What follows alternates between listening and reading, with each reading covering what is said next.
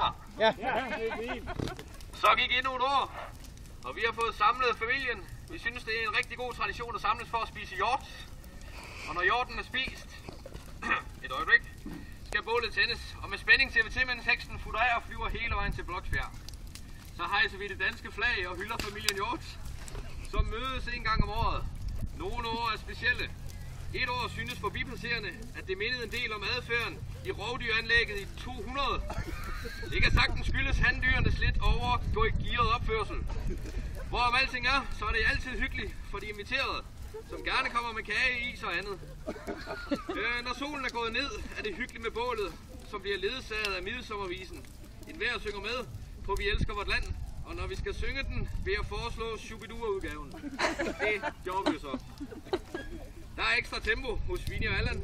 De samler os på deres grund, og se hinanden er nemlig sundt. Vi husker Martha på denne dag. Hun, traditionen startede her, med et kæmpe bål og hygge.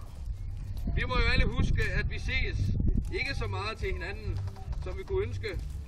Derfor er det vigtigt, at vi hygger os en aften som denne. Derfor fat glasset. Fat glasset. Så spørger I måske, og her er forklaringen. Fat er engelsk og betyder fedt. Det er en tale om fedtglasset. Så en god fedtemad med ristet løg og havre, som nu står i fuld flor. Det må vi se. Vi har nok en god sommer foran os. Men lad os lige få skyllet gaterne en gang. Skål! Skål! For den danske lune sommer. Hvad skal danskerne bruge varme og tør vejr til, når vi stammer fra vikingerne? De bliver jo bare blå og dør. Og imens heksen hyler, og bålet brænder, og familien skåler, og Lykke tager til Rio og fester, og Helle T inviterer os andre, og alle mulige andre gæster. Johanne er sur, og går hjem og hekser. Men vi må aldrig glemme, at de vilde heste skider i skoven, og det kan vi alle være glade for. Vi er jo så enige om, at Dennis er smuk. Det fejrer vi i dag.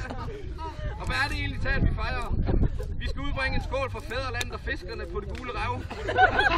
Derefter tager vi på tur ud i den grønne skov, hvor fuglene skider i hovedet til dem, der vil nyde naturen. Nå, men nu til fakta. Det er jo på denne tid af året, hvor vi synger, vi vil fred her til lands, så sang til Hans, sang til Hans. Godt.